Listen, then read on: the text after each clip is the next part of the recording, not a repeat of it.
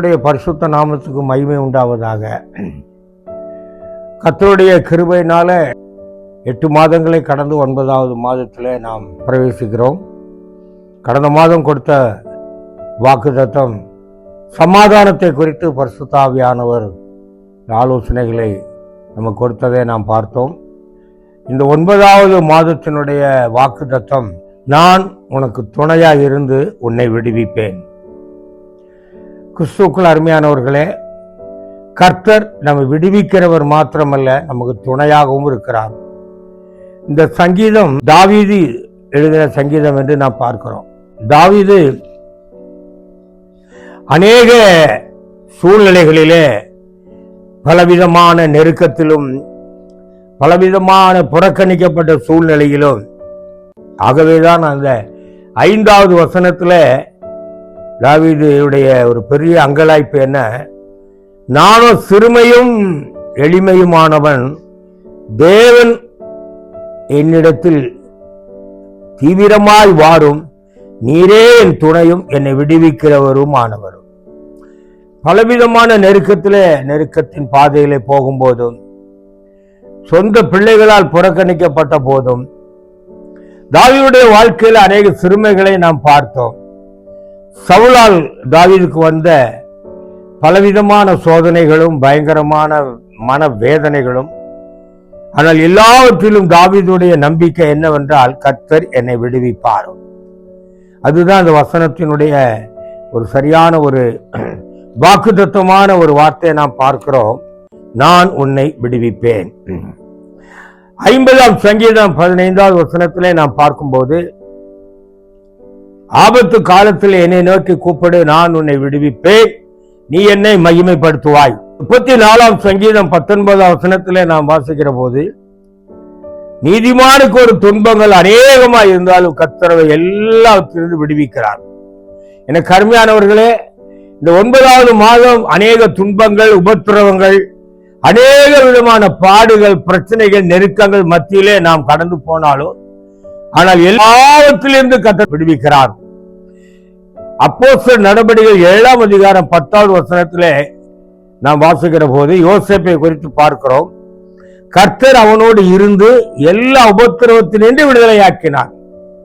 அப்போ ஒரு மனிதனோடு கர்த்தர் இருக்க வேண்டுமானால் அந்த மனிதன் கர்த்தரோடு இருக்க வேண்டும். யோசேப் கர்த்தரோடு இருந்ததை பார்க்கிறோம். தாவீது கர்த்தரோடு இருந்ததை பார்க்கிறோம். தானியேல் கர்த்தரோடு இருந்ததை பார்க்கிறோம். சாத்ராக், மேஷாக், ஆபேத்நேகோ 3 வாலிபர்களை பார்க்கும்போது, அவர் எரியிற அக்கினி ஜுவாலையில போடும் பொழுது கூட, விடுவித்தாலும் விடுவிக்காத போனாலும் என்று அவருடைய அசைக்க முடியாத நம்பிக்கை, ஆணித்தரமான விசுவாசத்தை நாம் அங்கே பார்க்கிறோம். அப்ப நம்முடைய விசுவாசம் எப்படி இருக்க வேண்டுமானால், கிடைத்தாலும் கிடைக்காவிட்டாலும், வந்தாலும் வராவிட்டாலும், நடந்ததோ நடக்காவிட்டாலும் சரி, கர்த்தரிடத்திலிருந்து அவருடைய அன்பிலிருந்து என்னை பிரிக்க முடியாது. அப்படிப்பட்டதான ஒரு விசுவாசத்துல நாம் உறுதியா இருப்போமானால், வேறு ஒன்றும் இல்லை, நாம் நீதிமான்களாக இருக்க வேண்டும். அதே சங்கீதம் 34:7 வாசிக்கும் போது, கர்த்தருக்கு பயந்தவர்களை சூழ பாளையம் இறங்கி கர்த்தர் விடுவிக்கிறார், பயந்தவர்களை விடுவிக்கிறார். ஏசி 51:14 சிறைப்பட்டவர்களை விடுவிக்கிறார். ஏசி 58:6 பார்க்கிற பொழுது நெருக்கத்தில் இருந்து விடுவிக்கிறார். கொலைசர் 1:13 நாம் பார்க்கிற பொழுது, இருளின் அந்தகாரத்தில் இருந்து, இருளின் அந்தகாரம் என்றால் பாவத்தை குறிக்கிறது, பாவத்திலிருந்து வருகிற ஒரு விடுதலை, பயத்திலிருந்து நமக்கு வருகிற விடுதலை. 41ஆம் சங்கீதம் 1 வசனத்தில், தீங்கு நாளில் கர்த்தர் விடுவிப்பார். பலவீனத்திலே நமக்கு ஒரு விடுதலை வைத்திருக்கிறார். அநேகருடைய சரீரங்கள் பலவீனமா இருக்கிறதை பார்க்கிறோம். வயோதிகர்கள் ஆனாலும் சரி, வாலிபர்கள் அதை விட அதிகமாக பலவீனப்பட்டிருக்கிறார்கள். ஆனா பலவீனத்திலே லூக்கா எழுதின சுவிசேஷத்திலே நாம் பார்க்கிறோம், 18 வருஷமாய் நிமிரக்கூடாத ஒரு மகளை, லூக்கா 13ஆம் அதிகாரம் 12. இந்த 9வது மாதம் வாக்குத்தத்தம், நான் உனக்கு துணையா இருந்து உன்னை விடுவிப்பேன். அந்த விடுதலை நமக்கு எப்படி கிடைக்கிறது என்றால், யோவான் எழுதின சுவிசேஷம் 8ஆம் அதிகாரம் 32வது வசனத்தை நாம் வாசிக்கிற போது, சத்தியத்தையே அறிவீர்கள், சத்தியம் உங்களை விடுதலையாக்கும். அது அது நம்முடைய பிதாவால் வருகிற விடுதலை. அவரே சத்தியமாய் இருக்கிறார். அவரே வார்த்தையாக சத்தியமுடையவராய், அந்த சத்திய வார்த்தை நம்மளை விடுதலையாக்கும். அந்த வார்த்தை நம்மை விடுவிக்கும். இரண்டாவது, அதே யோவான் 8:36 குமாரன் விடுதலையாக்கினால், இது கர்த்தராகிய இயேசு கிறிஸ்துவை நாம் பார்க்கிறோம். கல்வாரி சிலுவையிலே நமக்காக ரத்தம் சிந்தி நம்முடைய பாவங்களிலே விடுதலையாக்கி, மரண பயத்திலிருந்து விடுதலையாக்கி, மரணத்திலிருந்து விடுதலையாக்கி, மரணத்தை ஜெயமாய் விளங்கி, மரணமே உன் கூறு எங்கே, பாதாளமே உன் ஜெயம் எங்கே என்று மரணத்தை ஜெயமாய் விளங்கினார். ஆகவே பிதாவால் வருகிற விடுதலை, இரண்டாவது நம்முடைய குமாரனால் வருகிற விடுதலை, மூன்றாவது 2 கொரிந்தியர் 3:17 பார்க்கிற போது கர்த்தரே ஆவியானவர், ஆவியானவர் எங்கேயோ அங்கே விடுதலை. ஆகவே பிரியமானவர்களே, 3 விதமான விடுதலையை நாம் பார்க்கிறோம். பிதாவால் வருகிற விடுதலை, குமாரனால் வருகிற விடுதலை, பரிசுத்த ஆவியினால் வருகிற விடுதலை. அப்படியானால் நாம் விடுதலை ஆக்கப்பட வேண்டுமானால் கர்த்தரோடு நாம் இருக்க வேண்டும்.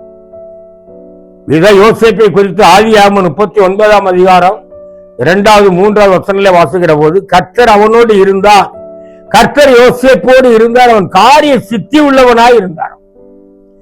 அவருடைய எல்லா சூழ்நிலையிலும் தனிமையாக்கப்பட்ட ஒரு நிலை வருகிற போதும், தனித்து அந்த தண்ணீர் இல்லாத வெறும் குழியில போடப்பட்ட போதும், சிறைச்சாலையில் அடைக்கப்பட்ட போதும், சிறைச்சாலை தலைவனுடைய கண்களிலே தயவு கிடைக்க பண்ணி கடைசி வரை கர்த்தர் அவனோடு இருந்து, அதுதான் நாம் வாசிக்கிறோம் அப்போஸ்தலர் 7:10 அவனை எல்லா உபத்திரவத்திலும் விடுதலையாக்கினார். அந்த கர்த்தரோடு நாம் இருக்க வேண்டுமானால் நாமும் யோசேப்புடைய வாழ்க்கையில அநேக காரியங்களை நாம் பார்க்கிறோம்.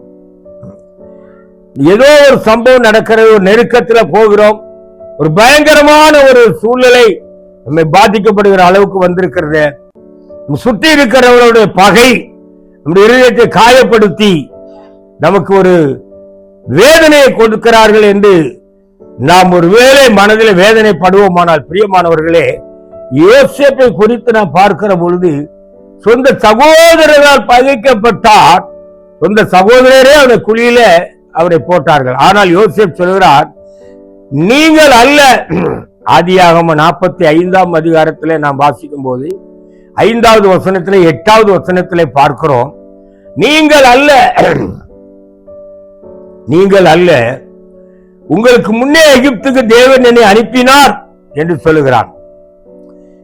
அப்படியானால் எந்த காரியம் நம்ம வாழ்க்கையில, ஒருவேளை நம்முடைய உறவினரா இருக்கலாம், உலகத்தாரா இருக்கலாம், நண்பர்களா இருக்கலாம், நம்மளை சுற்றி இருக்கிற சூழ்நிலைகளிலே நமக்கு விரோதமான எந்த காரியங்கள் வந்தாலும் கர்த்தருடைய வார்த்தையின்படி நாம் விசுவாசிப்போமானால் அவர்களால் அல்ல.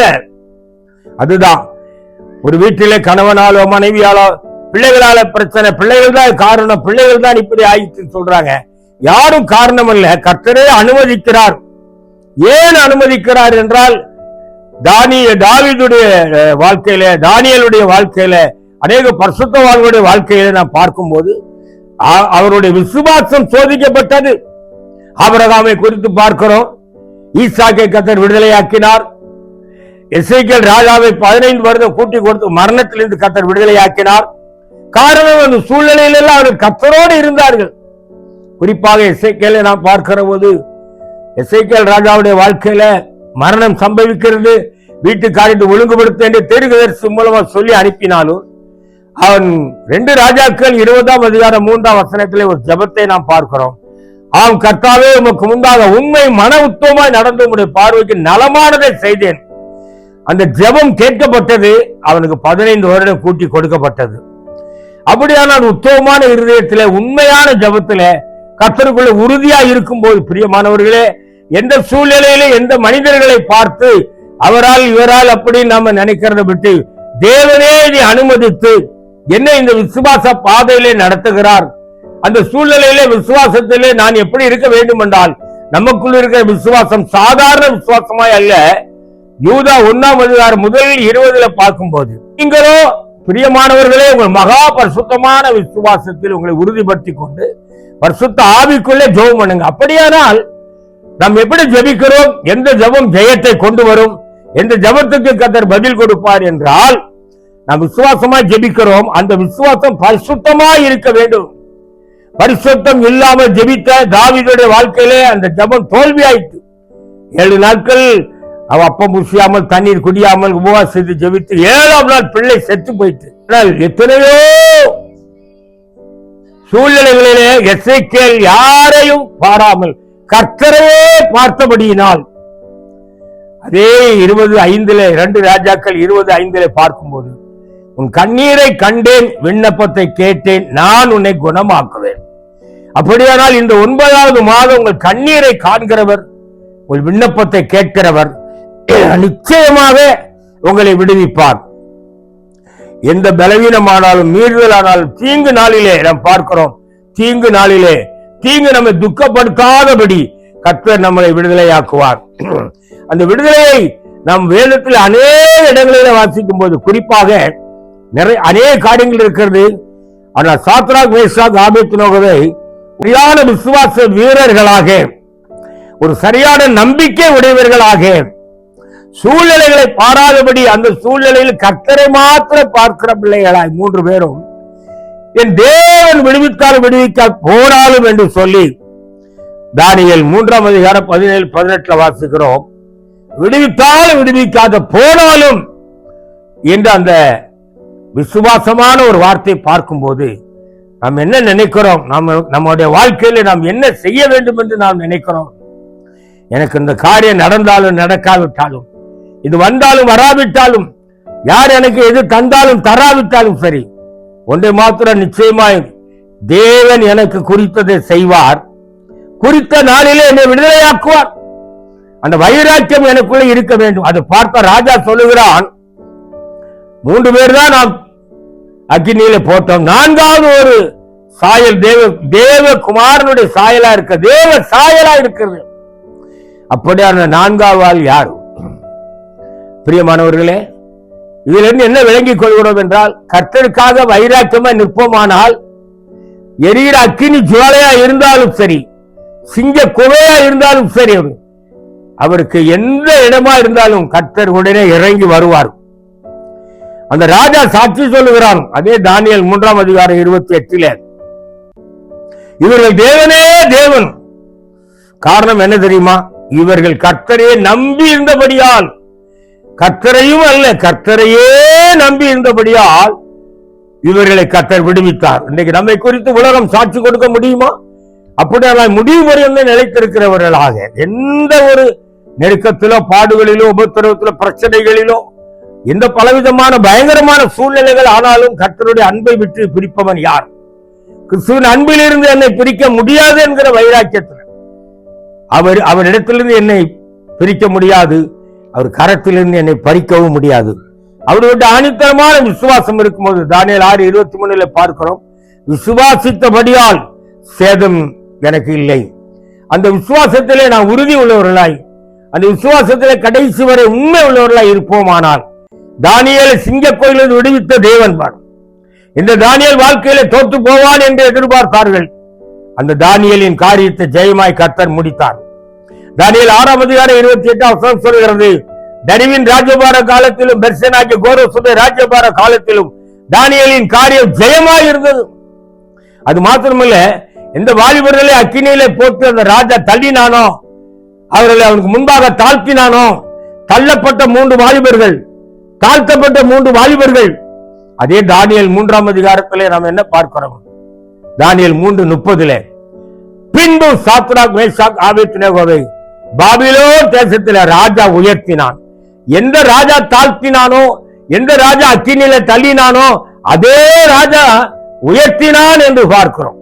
ஆகவே பிரியமானவர்களே, 8 மாதங்கள் தாழ்த்தப்பட்ட ஒரு நிலையிலே, அதுதான் தாவீது சொல்கிறார், நானோ சிறுமையும் எளிமையும் ஆனவன். ஒருவேளை சிறுமைப்படுத்தப்பட்ட சூழ்நிலையிலே, என் வாழ்க்கையில இவ்வளவு சிறுமை, இவ்வளவு வெறுமை, இவ்வளவு ஒரு வெறுப்பு என்ற ஒரு சோதனையிலே போய்கொண்டிருப்போமானால், வசனத்தை உறுதியாய் பற்றி கொள்ளுங்கள், வசனத்தில் உண்மையாய் இருங்கள். நிச்சயமாக 90ஆம் சங்கீதம் 15 வீதமாய் சொல்கிறது, சிறுமைப்படுத்தப்பட்ட நாட்களுக்கும் துன்பத்தை கண்ட வருஷங்களுக்கும் சரியாகவே மகிழ்ச்சியை நமக்கு தருவார். இந்த 9ஆவது மாதம் நான் விசுவாசிக்கிறவர் இன்னார் என்று அறிந்திருக்கிறேன், என் சிறுமையை பார்க்கிற தேவன், என் வெறுமையை பார்க்கிற தேவன், என் வேதனையை பார்க்கிற தேவன் நிச்சயமாக அவர் என்னை விடுவிப்பார். உறுதியான விடுதலை, அது உண்மையான விடுதலை, அது தேவனால் கொடுக்கிற விடுதலை, அது இயேசுவால் கொடுக்கப்படுகிற விடுதலை, அது பரிசுத்த ஆவியினால் வருகிற விடுதலை. ஆகவே இந்த விடுதலை பெற்றுக்கொள்ள எந்த சூழ்நிலையில் நாம் அசையாதபடி நாம் கர்த்தரையே பார்த்து கர்த்தரோடு இருப்போமானால், தாவீதுடைய அனுபவத்தை அப்போஸ்தலர் நடுவே 2:25 பார்க்கிறோம். நான் எப்பொழுதும் கர்த்தரை நோக்கி பார்க்கிறேன், ஆகையினால் நான் அசைக்கப்படுவதில்லை. அநேக விதமான காரியங்கள், குழப்பங்கள், வேதனைகள், வியாதிகள் உங்களை அசைக்கும்படி வரலாம். அந்த கர்த்தரை மாத்திரம் பார்க்கிற அனுபவத்தில் இருந்தால், யோசபாத் சொல்லுகிறான் 2 ஜெபத்தை பார்க்கிறோம். ஆம் கர்த்தாவே, ஏராளமான கூட்டம் வருகிறது, ஆனால் எனக்கு நிற்க பலன் இல்லை. அவன் அப்படியே அந்த பலவீனத்தை ஒத்துக்கொள்கிறான். என் பலவீனம் என்று சொல்லுகிறான். ஆனால் என் பலவீனத்திலே என்னுடைய கண்கள் உண்மையே பார்த்து கொண்டிருக்கிறது.